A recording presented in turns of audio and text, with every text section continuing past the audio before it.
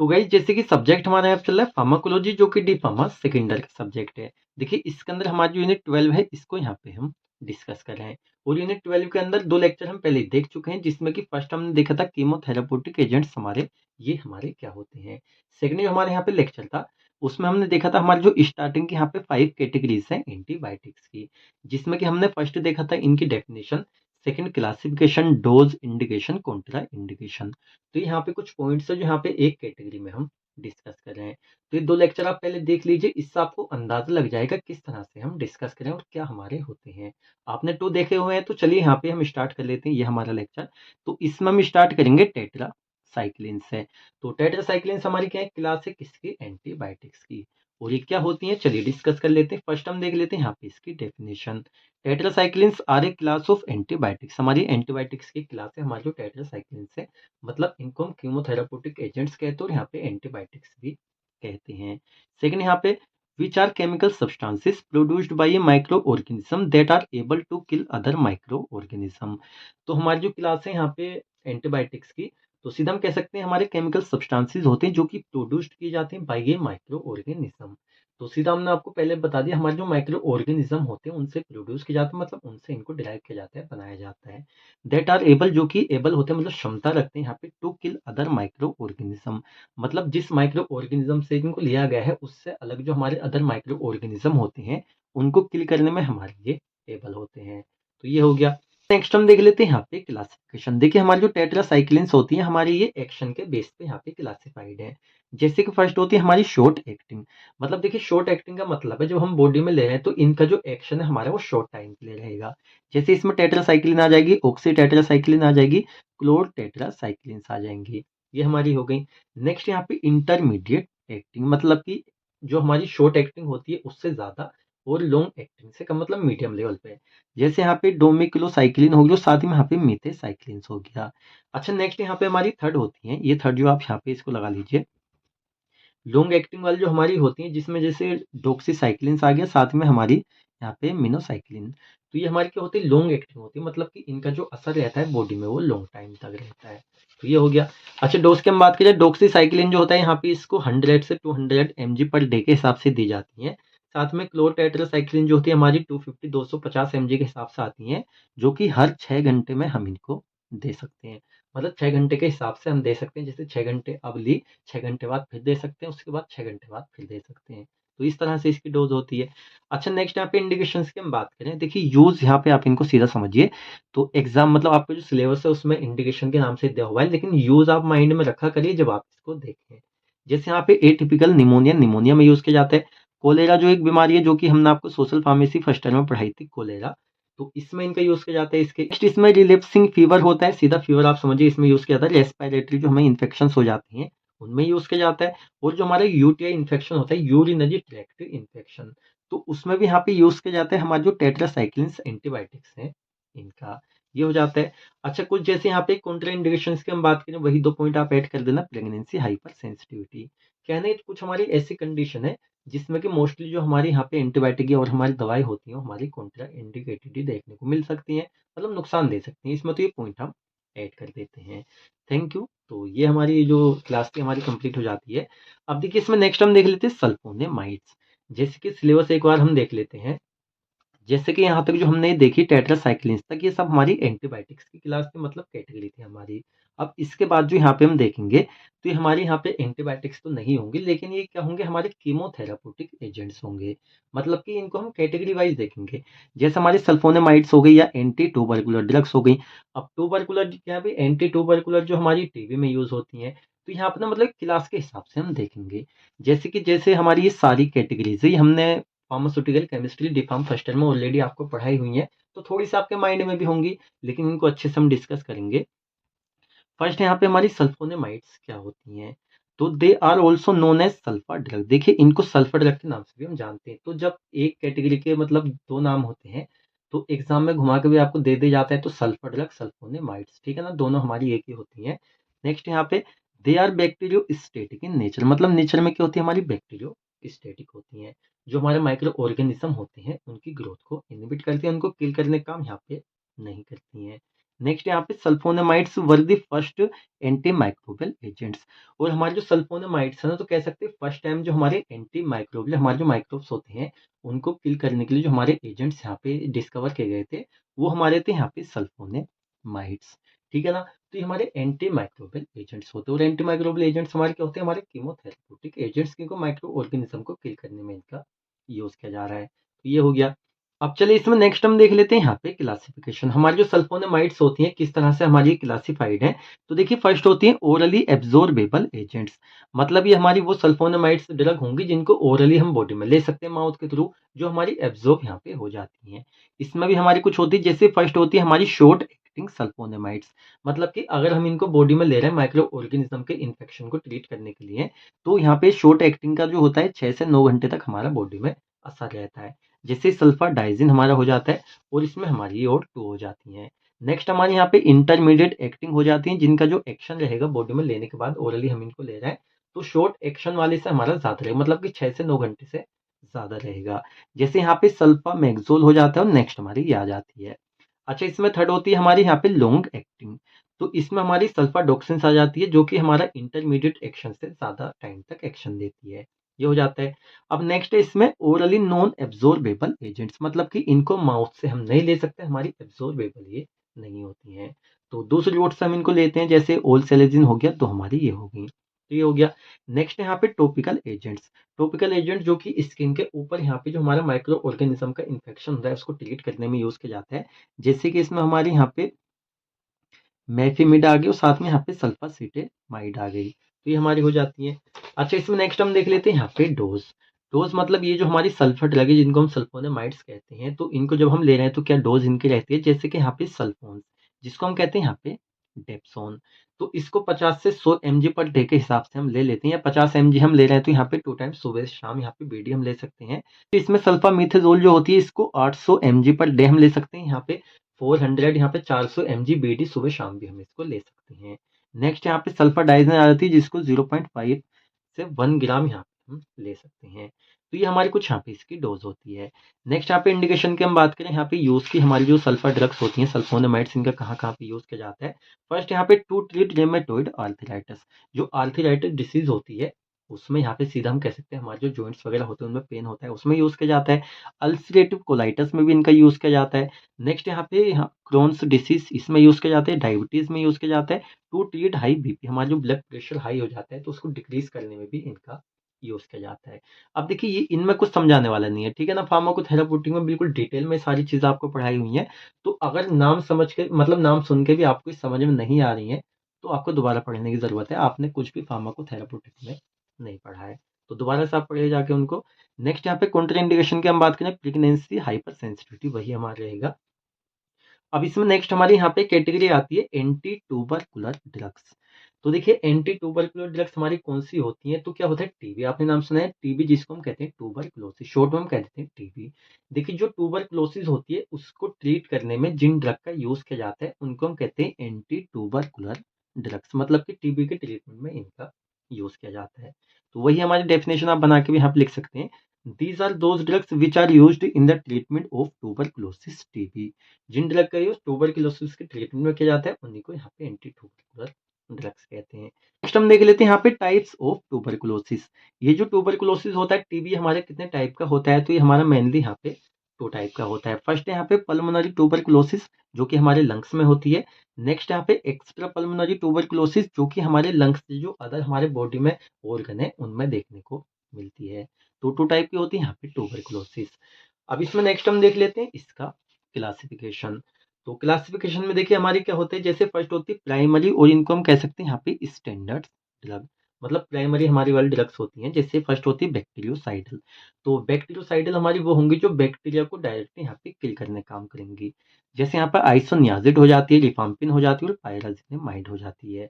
Next इसमें हमारी bacteriostatic होती हैं जो कि हमारी ट्यूबरकुलोसिस को जो यहाँ पे कोज कर रहे हैं हमारे बैक्टीरिया, तो उनको ना मतलब डायरेक्टली किल नहीं करेंगी, उनको क्या करेंगी इनहिबिट करने का काम करेंगे, उनकी ग्रोथ को यहाँ पे रोकेंगी, प्रिवेंट करेंगी। जैसे इथेम्बुटोल हो गया, PAMS हो गया हमारा, पैरा अमाइनो सैलिसाइलेट होती है इसकी फुल फॉर्म, और साथ में यहाँ पे थायासीटेजोन हो गया। तो ये हमारी होती है बैक्टीरियोस्टेटिक, ये हो गया। अच्छा, सेकंड यहाँ पे हमारी होती है सेकेंडरी, या इनको हम कहते हैं रिवर्स ड्रग के नाम से भी जानते हैं। अच्छा, इसमें हमारे इस तरीके है जैसे बैक्टीरियोसाइडल, तो बैक्टीरियोसाइडल में हमारे यहाँ पे कॉम्प्रियोमाइसिन आ जाएगी, साथ में केनेमाइसिन आ जाएगी। तो ये हमारी कौन सी होती है, बैक्टीरियोसाइडल, जो बैक्टीरिया को डायरेक्टली किल करने का काम करती हैं। नेक्स्ट इसमें बैक्टीरियोस्टेटिक होती है, जैसे यहाँ पे इथायोनामाइड हो गया, साथ में साइक्लोसिरीन हो गया। ठीक है ना, तो ये हमारी हो जाती है यहाँ पे इसकी क्लासिफिकेशन में कुछ ड्रग्स। अच्छा, इसमें अदर कुछ एंटीबायोटिक्स भी हमारी आ जाती हैं, जैसे एजिथ्रोमाइसिन आ गया, ऑफ्लॉक्सेसिन हो गया, तो ये भी हमारी कहाँ होती है, ट्यूबरकुलोसिस में यूज की जाती है। एप्लीकेशन हमारा इस तरीके से हो जाता है। लेकिन देखिए यहाँ पे हम बात करें, हमारी जो बैक्टीरियोसाइडल होती हैं, बैक्टीरियोस्टेटिक होती हैं, हमारे बैक्टीरिया ग्रोथ को रोकती हैं, उसको किल करती हैं। तो सीधा कहने का मतलब बैक्टीरिया हमारा कौन सा होता है, हमने यहाँ पे नहीं लिखा है। माइकोबैक्टीरियम ट्यूबरकुलोसिस, ये होता है हमारा बैक्टीरियम यहाँ पे जिससे ट्यूबरकुलोसिस होता है। तो आप समझ गए किसको यहाँ पे किल करने में, यहाँ पे उसकी ग्रोथ को प्रिवेंट करने में ये यूज की जाती है, मतलब इनहिबिट करने में। नेक्स्ट यहाँ पे हम डोज देख लेते हैं। रिफाम्पिन जो होता है 100 mg टेबलेट हमारी आती है, इसको हम ले सकते हैं, सिचुएशन के हिसाब से हम इसको लेते हैं। इथेम्बुटोल जो होती है इससे 15 से 20 mg पर केजी के हिसाब से हमारी आती है। साथ में स्ट्रिप्टोमाइसिन जो होती है, इसकी डोज हमने आपको पहले बता दी, 12 से 18 mg पर केजी के हिसाब से हम ले लेते हैं। तो ये हो गया। अच्छा, इंडिकेशन की हम बात करें तो मेनली वही हमारी एंटी ट्यूबरकुलर कैटेगरी है। तो इंडिकेशन देखिए, टू ट्रीट ट्यूबरकुलोसिस, और ये बैक्टीरिया की वजह से होती है, तो एक पॉइंट आप इसमें ऐड कर सकते हैं, टू ट्रीट बैक्टीरियल इन्फेक्शन, क्योंकि माइकोबैक्टीरियम ट्यूबरकुलोसिस क्या है, हमारा एक बैक्टीरिया है। तो नेक्स्ट इसमें हम देख लेते हैं Contra indications, pregnancy, hyper sensitivity, और देखिए यहाँ पे एक पॉइंट है लीवर डिसीज। अगर यहाँ पे आपको लीवर डिसीज है, तो उस कंडीशन में जो हमारी एंटी ट्यूबरकुलर ड्रग्स होती हैं, ये हमारे नुकसान दे सकती हैं, तो ये हमारी कॉन्ट्रा इंडिकेटेड होती हैं। ये हो गया। अब नेक्स्ट इसमें हमारी कैटेगरी आ जाती है एंटी फंगल ड्रग्स। देखिए, जिस तरह से एंटी ट्यूबरकुलोसिस था, उस तरह से हमारा एंटी फंगल है। तो सीधा यहाँ पे डिफाइन हम कर सकते हैं, these are those drugs which are used in the treatment of fungal infections. मतलब दीज आर दो ड्रग्स, ये हमारी वो ड्रग्स होती हैं विच आर यूज्ड, जिनका यूज किया जाता है जो हमारा फंगल इन्फेक्शन होता है उसके ट्रीटमेंट में। तो सिंपल हमारी डेफिनेशन है, इसमें कुछ समझने वाला नहीं है। इसमें नेक्स्ट यहाँ पे हम देख लेते हैं। देखिए, अभी हमने सिर्फ इतना देखा कि फंगल इन्फेक्शन में यूज किया जाता है, लेकिन कौन से फंगल इन्फेक्शन में, जैसे कि आप स्क्रीन पे देख लीजिए, फंगल इन्फेक्शन जो होता है हमारी स्किन में भी हो जाता है, फंगल इन्फेक्शन हमारे हेयर में भी इन्फेक्शन हो जाता है, साथ में नेल्स इन्फेक्शन। तो फंगल इन्फेक्शन जो होता है स्किन में, हेयर में, नेल्स में, हमारे नाखून होते हैं, या अदर भी हमारा ये हो सकता है, तो वहां पे एंटी फंगल ड्रग्स का यूज किया जाता है। अब क्लासिफिकेशन यहाँ पे हम देख लेते हैं। तो जैसे फर्स्ट हमारी कुछ एंटीबायोटिक्स यहाँ पे आती हैं, यूज किया जाता है, जैसे कि इसमें हमारी पोलिन्स एंटीबायोटिक होती हैं, जैसे एम्फोटेरिसिन हमारी एंटीबायोटिक है, यहाँ पे निस्टेटिन हमारी एंटीबायोटिक है, हेमिसिन एंटीबायोटिक है, नाटामाइसिन ये भी हमारी एंटीबायोटिक है। कौन सी एंटीबायोटिक है, हमारी एंटी फंगल, मतलब फंगस इन्फेक्शन में इनका यूज किया जाएगा। इसमें सेकंड है हमारी हेट्रोसाइक्लिक बेंजोफुरान, ये भी हमारी एंटीबायोटिक होती है, जिसमें ग्लाइसोफुलविन आ जाएगा। तो ये हमारी हो गई। इसमें सेकंड यहाँ पे हम देख लेते हैं एंटी मेटाबोलाइट, जिसमें कि हमारी फ्लूसाइटोसिन हो गया, तो ये हमारी हो जाती है। अब देखिए, इसमें नेक्स्ट होती है हमारी एजोल्स। जैसे अगर किसी को यहाँ पे फंगल इन्फेक्शन होता है, तो उसमें मोस्टली जो आपको देखने को मिलेंगे, जो सीरियस वाला होता है, उसमें आपको इमिडाजोल कैटेगरी मिलेगी, जैसे कि कीटोकोनाजोल, आपने नाम सुना होगा, कॉमन नाम है। जब किसी को कोई इन्फेक्शन हो गया, फंगल इन्फेक्शन नहीं जा रहा है, उस कैटेगरी में यहाँ पे यूज किया जाता है कीटोकोनाजोल का। क्लोट्रिमाजोल का यूज किया जाता है। कुछ हमारी ट्राइजोल्स होती हैं, जैसे यहाँ पे फ्लूकोनाजोल बहुत ही ज्यादा इफेक्टिव होती है। इट्रोकोनाजोल, तो ये हमारी कुछ होती है जिनका मेनली यूज किया जाता है। ये हो गया। नेक्स्ट यहाँ पे नंबर 4 होती है एलाइलेमिन। देखिए, इसमें हमारी होती है यहाँ पे टर्बिनाफाइन। देखिए, टर्बिनाफाइन जो, इसको टर्बिनाफोर्स के नाम से मेनली जाना जाता है। तो ये हमारी हो गई। ये हमारी कुछ क्लासिफिकेशन की ड्रग्स थी। अब यहाँ पे डोज हम देख लेते हैं, इनकी कितनी डोज दी जाती है। जो यहाँ पे कीटोकोनाजोल होती है, इसकी जो टेबलेट होती है 200 से 400 mg पर डे के हिसाब से दी जाती है। नेक्स्ट यहाँ पे जो फ्लोकोनाजोल की टेबलेट आती है, इसको 100 से 200 mg पर डे के हिसाब से ओडी इसको चलाया जाता है। इट्रोकोनाजोल जो होता है, इसको 400 mg इसको भी ओडी चलाया जाता है। तो ये हमारी कुछ यहाँ पे डोज होती है। एंटी देख लेते हैं इंडिकेशंस, मतलब कि यूज। अब देखिए, यहाँ पे एंटी फंगल हमारी ड्रग्स है, तो सीधा हम कह सकते हैं to treat fungal infection. Fungal infection के ट्रीटमेंट में यहाँ पे यूज किया जाता है, साथ में कोज्ड बाय कैंडिडा। ये जो हमारा फंगल इन्फेक्शन है, तो हमारी एक मतलब एक जाति हम कह सकते हैं कैंडिडा। तो इसके जो हमारे फंगस होते हैं, इनसे हमारा ये कोज्ड होता है इन्फेक्शन, जिसके ट्रीटमेंट में इनका यूज किया जाता है। अच्छा, यहाँ पे कुछ कॉन्ट्रा इंडिकेशन हम देख लेते हैं, जहाँ पे ये हमारी कॉन्ट्रा इंडिकेटेड होती हैं, जैसे कि रीनल डिसीज में हम इनको नहीं ले सकते। हेपेटिक यहाँ पे डिसीज हमारे क्या है, हेपेटिक सीधा हम कह सकते हैं हमारा जो लीवर है उससे रिलेटेड कुछ मसला है, तो नहीं ले सकते। हाइपर सेंसिटिविटी प्रेगनेंसी, ये कुछ कंडीशन है जिनमें हमारी ये कॉन्ट्रा इंडिकेटेड होती हैं। तो इसी के साथ में हमारी जो एंटी फंगल ड्रग्स हैं, ये हमारी कंप्लीट हो जाती हैं। अब चलिए इसमें नेक्स्ट हम देख लेते हैं एंटीवायरल ड्रग्स। अभी जो हमारी एंटीवायरल ड्रग्स होती हैं, जैसे हमारी एंटी ट्यूबरकुलोज थी, देखिए टीबी के ट्रीटमेंट में नाम से ही पता चल रहा है। एंटी फंगल है तो सीधा फंगस इन्फेक्शन में। उसी तरह से हमारी एंटीवायरल ड्रग्स है तो सीधा हम कह सकते हैं हमारे जो वायरस के थ्रू किसी की बॉडी में इन्फेक्शन हो रहा है, तो उसी को ट्रीट करने में यहाँ पे यूज किया जाता है एंटीवायरल ड्रग्स का। जैसे कि these are those drugs which are used in the treatment of viral infection. तो वायरल इन्फेक्शन जो होता है उसके ट्रीटमेंट में यहाँ पे यूज किया जाता है एंटीवायरल ड्रग्स का।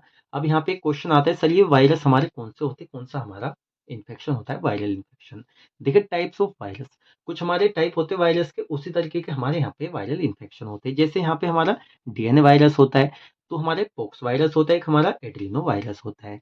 नेक्स्ट है हमारे यहाँ पे आरएनए के जो वायरस होते हैं, डीएनए आरएनए, ये तो आई थिंक आपको बिल्कुल क्लियर होंगे, ये तो बिल्कुल बेसिक चीजें हैं, ठीक है ना। तो यहाँ पे क्या होता है, रैप्डो वायरस जिसको कहते हैं रेबीज। रेबीज का वायरस देखा ना आपने, कुत्ते उत्ते काटने से क्या होता है, रेबीज फैल जाता है, तो हमारा वायरस होता है रैप्डो वायरस। यहाँ पे रेट्रो वायरस होता है जो हमारा एड्स होता है ना, एचआईवी जिसको हम कहते हैं। तो ये जो हमारा वायरस होता है इसको हम कहते हैं रेट्रो वायरस। इसको एचआईवी भी यहाँ पे हम कह सकते हैं, जिससे एड्स वगैरह कोस होता है। तो सीधा हम कह सकते हैं पोक्स वायरस हो गया, एड्रीनो वायरस हो गया, यहाँ पे रेबीज वगैरह हो गया, रेट्रो वायरस हो गया, तो वहाँ पे एंटीवायरल जो हमारी ड्रग्स होती हैं इनका यूज किया जाता है, ठीक है ना। अब क्या होता है भाई, यहाँ पे जो रेबीज वायरस है इसमें सीधा क्या होता है, वैक्सीन वगैरह भी लगाई जाती है, सभी हमारी होती हैं। तो क्लासिफिकेशन यहाँ पे हम देख लेते हैं एंटीवायरल ड्रग्स का। जैसे कि यहाँ पे एंटी हर्पीस वायरस एजेंट्स, मतलब कि किसी को यहाँ पे वायरल हुआ है जिससे कि हर्पीस हो गया है उसको। तो हर्पीस जो होता है ये हमारा डिसीज है, तो इसमें जिन एजेंट्स का यूज किया जाएगा उनको ट्रीट करने के लिए वो हमारे होते हैं। जैसे कि यहाँ पे एसिक्लोविर हो गया, साथ में यहाँ पे हमारा हमारा जेंसिक्लोविर हो गया, फेमिक्लोविर हो गया, पेंसिक्लोविर हो गया, हमारी यहाँ पे ट्राइफ्लूराइडिन हो गया। तो ये कुछ हमारे यहाँ पे होती हैं जो कि हर्पीस के ट्रीटमेंट में यूज की जाती है, जो कि वायरस से होता है। नेक्स्ट यहाँ पे हमारा एंटी CMV हमारी ड्रग्स होती हैं, जिसमें हमारा सिडोफोविर हो गया। नेक्स्ट हमारी ये हो जाती है। अच्छा, एंटी इन्फ्लुएंजा वायरस एजेंट्स, तो इन्फ्लुएंजा जो हो जाता है उसके ट्रीटमेंट में जिन ड्रग्स का यूज किया जाता है, देखिए इन्फ्लुएंजा हमारी एक डिसीज है जो कि हमने आपको फार्माकोथेराप्यूटिक में अच्छे से पढ़ाई हुई है, तो ऐसा नहीं है कहीं भी कोई नाम आ रहा है तो हर जगह हम डिटेल में जाएंगे। तो इन्फ्लुएंजा के ट्रीटमेंट में जो हमारा वायरल इन्फेक्शन है, जिन ड्रग का यूज किया जाता है वो हमारी होती है, जैसे हमारी अमांटाडिन हो गई, साथ में रिमांटाडिन हो गई। अच्छा, एंटी हेपेटाइटिस एजेंट्स, तो किसी बंदे को भाई हेपेटाइटिस हो गया जो कि हमारी वायरल डिसीज है, तो उसमें किन ड्रग का यूज किया जाता है, यहाँ पे एडिफोविर हो गया, एंटी केविर हो गया, साथ में यहाँ पे रिबेविरिन हो गया, और हमारा सोफोसबुविर हो गया। तो ये कुछ हमारे नाम होते हैं, कभी-कभी नाम लेने में थोड़ी दिक्कत भी हो जाती है। डोज़ की हम बात करें तो यहाँ पे अमांटाडिन जो होती है 100 एमजी ओडी दिन में 1 टैबलेट दी जाती है। रिमांटाडिन जो होती है 100 एमजी बीडी सुबह-शाम हम ले सकते हैं। अच्छा, यहाँ पे ओसेल्टेमिविर जो होता है हमारा 75 एमजी ओरली, इसको भी हम ले सकते हैं। तो ये हो गया। अच्छा, इंडिकेशन की हम बात करें तो सीधा फर्स्ट आप यहाँ पे लिख सकते हैं टू ट्रीट वायरल इन्फेक्शंस। अब वायरल इन्फेक्शन हमारे बहुत टाइप के होते हैं, जैसे हर्पीज़ हो गया, हेपेटाइटिस हो गया, इन्फ्लुएंजा हो गया, चाहे तो सेपरेटली सभी के लिए आप लिख सकते हैं to treat influenza infection, to treat herpes infection, to treat hepatitis infection, इस तरह से। या सीधा एचआईवी इन्फेक्शन जो एड्स होता है उसके ट्रीटमेंट में यहाँ पे यूज किया जाता है। और इसमें जैसे to treat herpes virus infection, जैसे पीछे अभी हमने आपको बताया उस तरह से influenza infection to treat corona virus infection. Contraindication की हम बात करें तो प्रेगनेंसी हो गया, हाइपर सेंसिटिविटी हो गया, हिपेटिक डिसफंक्शन हो गया। आपका जो हिपेटिक है, आपका जो यहाँ पे क्या है, लीवर है, अगर उसका डिसफंक्शन वहाँ पे हो रहा है, मतलब काम अच्छे से वो नहीं कर रहा है, और काफ़ी कंडीशन होती हैं, तो उसमें इसको नहीं लेना चाहिए। सीएनएस, आपको सेंट्रल नर्वस सिस्टम से रिलेटेड कुछ डिसऑर्डर हो रहे हैं, कुछ बीमारी आपको हो रही हैं, डिसीज़, तो उस कंडीशन में भी इनको ना लेने की सलाह दी जाती है, ये कॉन्ट्रा इंडिकेटेड होती हैं। तो ये हमारा हो जाता है। इसी के साथ में हमारी जो यहाँ पे कैटेगरी है एंटीवायरल ड्रग्स हमारी कंप्लीट हो जाती है। अब देखिए ये जो हमारा लेक्चर था इसके अंदर हमने 5 कैटेगरीज आपकी देखी। फर्स्ट यहाँ पे टेट्रासाइक्लिन देखी, इसके बाद में sulphonamide, anti tubercular drugs, anti fungal, antiviral drugs. तो ये 5 कैटेगरीज हमारी इस लेक्चर में होगी, और इतनी आपके लिए इनफ है। मतलब ये जो लेक्चर है और ज़्यादा लेंथी हो जाएगा, और ज़्यादा इसमें हम डिस्कस करेंगे तो बाद में मिक्सअप हो जाएंगे, आपको दिक्कत हो जाएगी। तो इस लेक्चर में ओनली इतना ही हम रहने देंगे। आप देखिए आपको कोई भी डाउट है यहाँ पे इन 5 कैटेगरीज से रिलेटेड, तो आप सीधा कमेंट सेक्शन में पूछ सकते हैं। हमने अपनी तरफ से पूरी कोशिश की आपका कोई भी डाउट यहाँ पे ना रहने देने की। तो अब आपको लेक्चर कैसा लगा आप हमें कमेंट करके बताएं। नोट्स आपको चाहिए सीधा वेबसाइट पर आप देख सकते हैं, स्क्रीन पर आप वेबसाइट, इस पर आप ज्वाइन हो सकते हैं, हैंड रिटन नोट्स आप यहाँ पे ले सकते हैं। अब आपको लेक्चर अच्छा लगा है तो वीडियो को लाइक करें, चैनल पर आप नए हैं चैनल को सब्सक्राइब करें। हम मिलते हैं जल्दी आपसे नेक्स्ट वीडियो लेक्चर में।